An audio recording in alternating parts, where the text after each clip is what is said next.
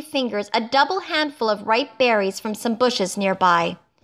These the boy ate greedily, finding them an ample breakfast, and afterward the little party resumed its journey. After an hour's ride, they reached the summit of a hill from whence they espied the city of the Winkies and noted the tall domes of the emperor's palace rising from the clusters of more modest dwellings. The Scarecrow became greatly animated at this sight and exclaimed, "How delighted I shall be to see my old friend the Tin Woodman again! I hope that he rules his people more successfully than I have ruled mine." "Is the Tin Woodman the emperor of the Winkies?" asked the horse. "Yes, indeed. They invited him to rule over them soon after the Wicked Witch was destroyed, and as Nick Chopper has the best heart in all the world, I am sure he has proved an excellent and able emperor." "I thought that emperor was the title of a person who rules an empire," said Tip, "and the country of the Winkies is only a kingdom." "Don't mention that to the Tin Woodman," exclaimed the Scarecrow earnestly. "You would hurt his feelings terribly. He is a proud man, as he has every reason to be, and it pleases him to be termed emperor rather than king." "I'm sure it makes no difference to me," replied the boy. The Sawhorse now ambled forward at a pace so fast that its riders had hard work to stick upon its back, so there was little further conversation until they drew up beside the palace steps. An aged Winkie, dressed in a uniform of silver cloth, came forward to assist them to alight. Said the Scarecrow to this personage, "Show us at once to your master, the Emperor." The man looked from one to another of the party in an embarrassed way and finally answered, "I fear I must ask you to wait for a time. The Emperor is not receiving this morning." "How is that?" inquired the Scarecrow anxiously. "I hope nothing has happened to him." "Oh no, nothing serious," returned the man. "But this is His Majesty's day for being polished, and just now his august presence is thickly smeared with Putz pomade." "Oh, I see," cried the Scarecrow, greatly reassured. "My friend was ever inclined to be a dandy, and I suppose he is now more proud than ever of his personal appearance." "He is indeed," said the man with a polite bow. "Our mighty emperor has lately caused himself to be nickel-plated." "Good gracious!" the Scarecrow exclaimed at hearing this. "If his wit bears the same polish, how sparkling it must be! But show us in. I'm sure the Emperor will receive us even in his present state." "The Emperor's state is always magnificent," said the man, "but I will venture to tell him of your arrival and will receive his commands concerning you." So the party followed the servant into a splendid anteroom, and the Sawhorse ambled awkwardly after them, having no knowledge that a horse might be expected to remain outside. The travelers were at first somewhat awed by their surroundings, and even the Scarecrow seemed impressed as he examined the rich hangings of silver cloth cut up into knots and fastened with tiny silver axes. Upon a handsome center table stood a large silver oil can, richly engraved with scenes from the past adventures of the Tin Woodman, Dorothy, the Cowardly Lion, and the Scarecrow, the lines of the engraving being traced upon the silver in yellow gold. On the walls hung several portraits, that of the Scarecrow seeming to be the most prominent and carefully executed, while a large painting of the famous Wizard of Oz, in the act of presenting the Tin Woodman with a heart, covered almost one entire end of the room. While the visitors gazed at these things in silent admiration, they suddenly heard a loud voice in the next room exclaim, "Well, well, well! What a great surprise!" And then the door burst open and Nick Chopper rushed into their midst and caught the Scarecrow in a close and loving embrace that creased him into many folds and wrinkles. "My dear old friend, my noble comrade!" cried the Tin Woodman joyfully. "How delighted I am to meet you once again." And then he released the Scarecrow and held him at arm's length while he surveyed the beloved painted features. But alas, the face of the Scarecrow and many portions of his body bore great blotches of Putz pomade, for the Tin Woodman, in his eagerness to welcome his friend, had quite forgotten the condition of his toilet and had rubbed the thick coating of paste from his own body to that of his comrade. "Dear me," said the Scarecrow dolefully, "what a mess I'm in." Never mind, my friend, returned the Tin Woodman. I'll send you to my imperial laundry, and you'll come out as good as new. Won't I be mangled? Asked the Scarecrow. No, indeed, was the reply. But tell me, how came your Majesty here, and who are your companions? The Scarecrow, with great politeness, introduced Tip and Jack Pumpkinhead, and the latter personage seemed to interest the Tin Woodman greatly. You are not very substantial, I must admit, said the Emperor, but you are certainly unusual and therefore worthy to become a member of our select society. I thank your Majesty, said Jack humbly. I hope you are enjoying good health, continued the Woodman. At present, yes, replied the Pumpkinhead with a sigh. But I am in constant terror of the day when I shall spoil.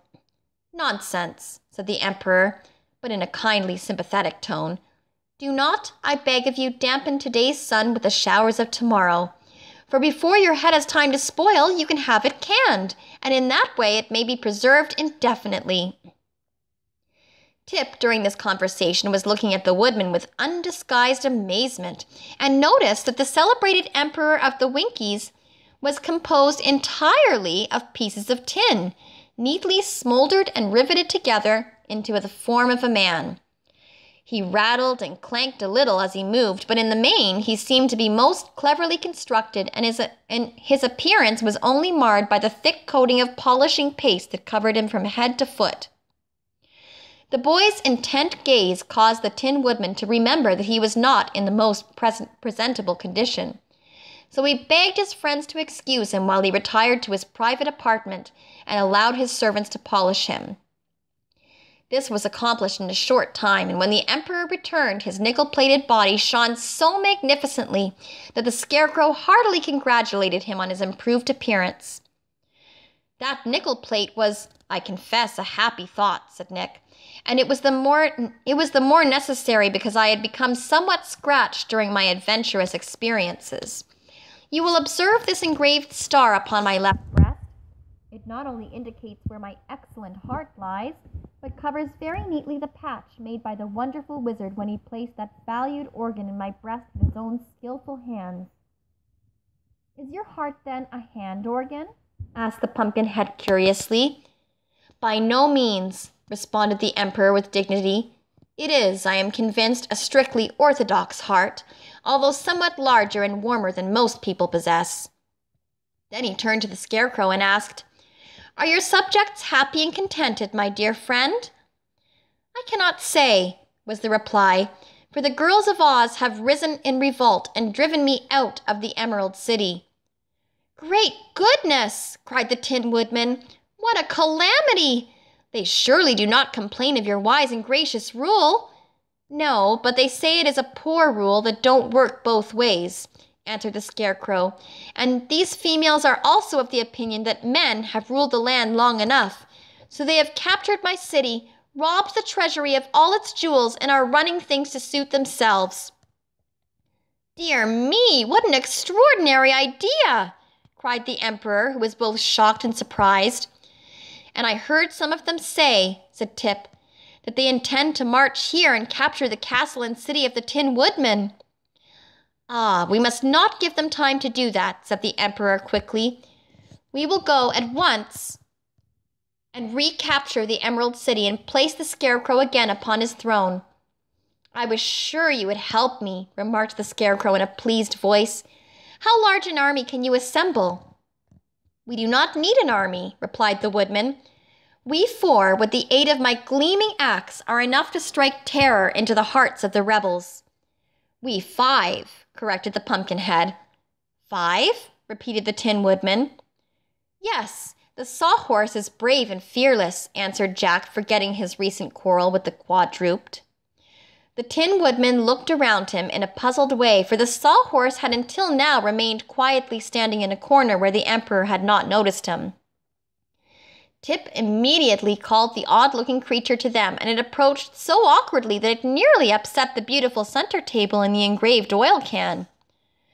I begin to think, remarked the Tin Woodman as he looked earnestly at the Sawhorse, that wonders will never cease. How came this creature alive? I did it with a magic power. modestly asserted the boy, "and the sawhorse has been very useful to us." "He enabled us to escape the rebels," added the Scarecrow. "Then we must surely accept him as a comrade," declared the Emperor. "A live sawhorse is a distinct novelty and should prove an interesting study. Does he know anything?" "Well, I cannot claim any great experience in life," the sawhorse answered for himself. "But I seem to learn very quickly, and often it occurs to me that I know more than any of those around me." "Perhaps you do," said the Emperor, "for experience does not always mean wisdom. But time is precious just now, so let us quickly make preparations to start upon our journey." The Emperor called his Lord High Chancellor and instructed him how to run the kingdom during his absence. Meanwhile, the Scarecrow was taken apart, and the painted sack that served him for a head was carefully laundered and restuffed with the brains originally given him by the Great Wizard.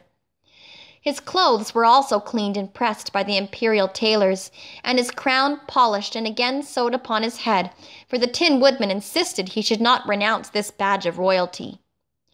The Scarecrow now presented a very respectable appearance, and although in no way addicted to vanity, he was quite pleased with himself and strutted a trifle as he walked.